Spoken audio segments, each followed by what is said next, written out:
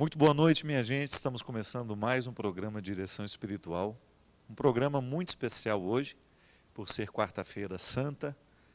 Você já sabe, mas não custa a gente falar, que a Semana Santa é a semana máxima da igreja, né?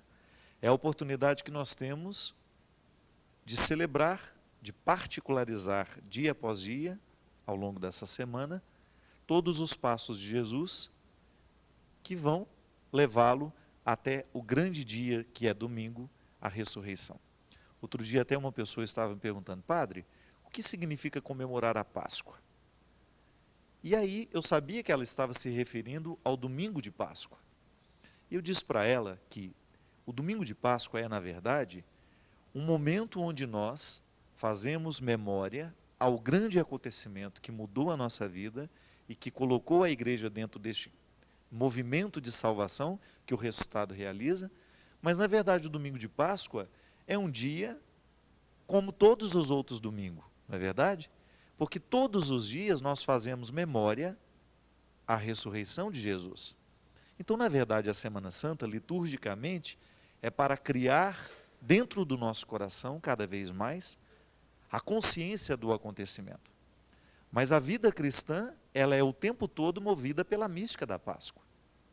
Todas as celebrações cristãs, todas as celebrações eucarísticas, desculpe, elas estão em torno do ressuscitado. Cada Eucaristia, em cada Eucaristia nós fazemos memória à ressurreição de Jesus. Então, o que vai acontecer no domingo é aquilo que nós procuramos fazer acontecer todos os dias. Mas dentro do calendário litúrgico, nós temos um dia especialmente programado para celebrar esta passagem. Sabe, minha gente, eu fico muito instigado com o tempo pascal, porque a nossa vida é um constante êxodo, não é verdade? Nós estamos sempre saindo de um processo e entrando em outro, ainda que você não tenha muita consciência disso. O tempo todo o ser humano é experiência de passagem. A vida está passando. Em nós há um movimento constante de passagem. E quando nós vivemos o processo de Jesus em nós, essa passagem ganha um novo sentido. Porque eu começo a olhar para a minha vida, para a minha situação, para aquilo que eu sou, e começo a identificar as passagens, as libertações que eu preciso viver a partir da mística do ressuscitado. A Páscoa cristã, ela nasce a partir da Páscoa judaica. Qual era o significado da Páscoa judaica? Qual era a grande passagem que os judeus comemoravam? A libertação do povo, a passagem do Egito para a terra prometida. Este caminho, este longo tempo de passagem e esta libertação que Deus realizou na vida daquele povo através de Moisés. Então, esta passagem, que foi uma experiência que marcou a história do povo judeu, porque muitas outras Páscoas aconteciam neste processo de libertação, que depois culmina com a abertura do Mar Vermelho e aquela bonita experiência de ver o povo deixar para trás uma vida passada, ruim, de escravidão, e adentrar um contexto de libertação, de identidade, de vida nova. Você sabe que a escravidão retirou do povo vários direitos. O direito de celebrar os seus ritos religiosos, o direito de estar na própria terra. O grande sofrimento do povo de Israel no período da escravidão é justamente ter aquela identidade negada. Quando a gente está negado na nossa identidade, nós não somos nós mesmos. E isso causa um sofrimento terrível. Então, muito mais que atravessar o mar e chegar a uma outra terra que havia sido prometida, o que realiza no coração daquele povo é muito mais que ultrapassar um território geográfico, mas é alcançar o direito de ser ele mesmo, de ter identidade, de voltar a cultivar a sua cultura, de voltar a cultivar os seus ritos religiosos, de estar em família, de tocarem as suas músicas, de dançarem as suas danças. Aquela passagem que aconteceu, aquela libertação que foi na vida de Israel, na vida do povo judeu, um marco que continua sendo hoje celebrado por eles, ganha um novo significado para nós que somos cristãos, porque Jesus se utiliza daquele acontecimento para inaugurar dentro de nós uma nova Páscoa. E o que é que Jesus realiza de novo, que até então não havia sido realizado? Ele, o Messias, nos redime de toda a vida passada. A nossa condição adâmica recebe agora o auxílio da graça divina para que nós possamos viver as constantes passagens que na vida a gente tem que realizar, naturalmente. A psicologia nos fala que nós vivemos o tempo todo processos de crises normativas. O que são crises normativas? São aquelas que são naturais na vida humana. Assim como um adolescente, quando vai ficando jovem, ele passa por uma crise. Não é? É a crise natural de deixar de ser quem era e assumir um novo jeito, de assumir novas responsabilidades. A criança vai vivendo essa passagem aos poucos, à medida que ela é bem educada, claro. Que os pais vão dando a ela responsabilidades e ela vai correspondendo àquilo que os pais vão dando. Isso é passagem, isso é Páscoa. Ela vai assumindo um novo jeito de ser. Ela vai colocando na personalidade dela um novo contexto de responsabilidades, de atribuições, de direitos também. Ela vai assumindo a vida com mais responsabilidade. A vida vai tomando mais espaços e ela vai ficando, assumindo essa autonomia, que é uma liberdade, não é verdade? A gente ter autonomia é uma libertação. Ninguém nasce autônomo. A gente, à medida em que a gente vai vivendo essas crises normativas e superando-as com sabedoria, nós vamos assumindo liberdade interior, que é aquela capacidade humana de saber o que é certo, o que é errado, o que convém, o que não convém. Ter liberdade interior é um trabalho difícil, é ardiloso chegar lá, dá trabalho. Conquistar a liberdade é muito trabalhoso, porque só o homem livre é capaz de dizer sim, mas é também capaz de dizer não. Só o ser humano que é dotado de liberdade interior tem condições de renunciar àquilo que o destrói.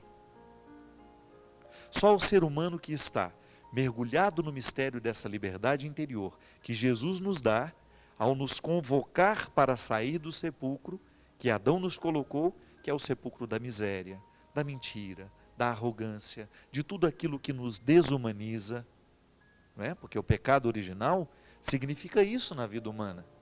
A partir da desobediência de Adão e Eva, nós mergulhamos em situações muito depreciativas. É assim que a gente compreende o pecado original. É essa inaptidão que muitas vezes eu tenho para as coisas boas. É aquilo que São Paulo dizia, que muitas vezes ele desejava o bem, mas ele não era capaz de realizá-lo. É a condição adâmica. É a minha miséria que muitas vezes grita dentro de mim e que, se eu der ouvido a ela, eu fico um trapo humano.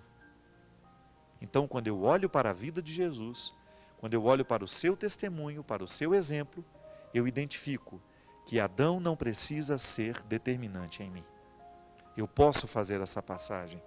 Da mesma maneira como o povo de Israel saiu do Egito e voltou e conquistou Canaã, a terra prometida, nós também podemos fazer essa passagem. Sair da miséria de Adão, que está em mim, que está em você, e alcançar os sentimentos nobres de Jesus. Essa é a proposta da Páscoa. Por isso não é só domingo.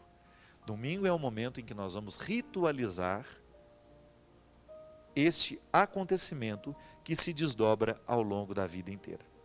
Todos os dias eu sou convidado a viver a Páscoa do Senhor na minha vida. Por quê? Porque eu tenho que fazer as minhas transições, eu tenho que fazer as minhas passagens. Eu tenho os meus êxodos constantes. Eu estou em constante êxodo, em constante caminhada que me leva a um novo tempo, a uma nova situação. Crescer misticamente é assim. Você sabe que a direção espiritual, esse programa chama-se Direção Espiritual. De onde vem isso? Como é que nasceu essa direção espiritual dentro da igreja? Simples. A direção espiritual, ela nasceu no momento em que as primeiras comunidades descobriram, né, pela própria experiência, que para se manterem firmes nos propósitos de Deus, do Senhor, elas precisavam partilhar umas com as outras essas dificuldades. Então, geralmente, existia ali dentro da comunidade aquele que exercia uma liderança religiosa sobre o grupo. Então, as pessoas tinham aquela, como é que chama isso? Poderíamos dizer, aquele hábito que foi sendo desenvolvido de ir partilhar com aquela liderança as dificuldades da vida. Eu me lembro que a primeira vez que eu ouvi falar em direção espiritual era no seminário. O Padre Maurício Leão, que foi o meu primeiro reitor, dizia para nós, olha, aqui no seminário todo mundo tem que ter um diretor espiritual. Não é o confessor, não pode ser a mesma pessoa.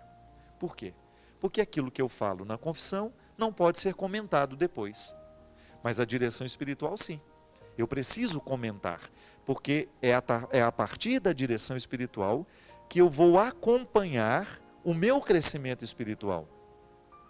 É a partir da direção espiritual que eu vou avaliar se eu estou realizando essas passagens, se a Páscoa de Jesus está tendo efeito na minha vida. Então é o momento em que eu vou falar das minhas misérias, falar das minhas vergonhas, falar também dos meus êxitos, das minhas vitórias e estabelecer metas para este crescimento. E é por isso, minha gente, que a vida em comunidade é tão importante para aquele que deseja estar em Deus e nele viver. Porque por mais frágil que seja a convivência com os nossos irmãos, por mais difícil que ela possa nos parecer, por mais entraves que possam surgir ao longo da nossa convivência, é nesta situação de indigência, de dificuldade, de luta, que nós vamos descobrir o que nós precisamos fazer para alcançar o crescimento. É na dificuldade com o outro que eu descubro onde é que eu preciso melhorar. Isso é direção espiritual. Quando eu tenho a oportunidade de partilhar as minhas dificuldades com alguém que eu considero que possa me aconselhar, e não é resolver os meus problemas, mas é dividir comigo uma possível visão, né, de alguma coisa que eu possa fazer, de algum encaminhamento das questões, para que eu possa continuar neste processo de Páscoa. E é por isso que eu fico muito feliz, e não tenho medo de dizer, que de tudo aquilo que eu faço como padre, de todos os meus trabalhos como comunicador, o meu trabalho mais eficaz, o trabalho que realmente eu sinto que tem muito fruto, é este programa. Não sei nem se são 5 ou 6 anos que eu estou aqui, mas eu posso dizer para vocês que a satisfação que eu tenho de saber que nesta partilha a vida de muita gente se torna melhor e que a minha também fica melhor, por causa daquilo que nós falamos, por causa daquilo que nós escutamos, aquilo que nos incomoda, aquilo que incomoda você aí do outro lado, e que você fala, de repente, de uma reflexão que a gente fez aqui, de uma palavra que nós dissemos, de um testemunho que a gente ouviu, de uma partilha que foi feita através de um e-mail, de uma carta, você possa descobrir que na sua vida existem coisas a serem feitas para que este processo não cesse. A dinâmica do programa de direção espiritual é a mesma que motivou os israelitas a saírem do Egito, a abandonarem a escravidão para alcançarem a terra prometida. É isso que eu desejo aqui. Que eu, que você, que nós tenhamos a oportunidade de nos livrar das nossas escravidões. A gente vai ficar muito melhor se a gente for menos escravo. A gente vai ficar muito mais saudável, a gente vai ficar muito mais agradável para o mundo, para as pessoas que estão com a gente, se a gente tiver disposição de mexer nos nossos defeitos. Se a gente não tiver medo de encarar de frente as nossas fragilidades. E ao fazer isso, alcançar esse crescimento, o mesmo que a criança alcança quando ela é bem educada. Fazer essa passagem do homem velho para um novo homem, da mulher velha para uma nova mulher, todo dia. O ser humano que eu fui ontem, o cristão que eu fui ontem não serve para hoje. Eu preciso descobrir um novo jeito de ser homem hoje. Como padre eu preciso viver isso. Você acha que os motivos que me fizeram deitar na matriz de São Vicente Ferre, em Formiga, para ficar padre no dia 15 de dezembro de 2001, servem para mim Da mesma forma como me serviram naquele tempo, hoje? Não. Eu preciso renovar todos os dias os motivos de ter deitado lá naquele chão. Porque senão eu fico um padre com motivos antigos sem renovação. Os motivos antigos, eles só podem sobreviver dentro de nós à medida em que eles recebem uma mão de tinta, né? Poderíamos dizer assim, com aquilo que é o próprio do dia de hoje.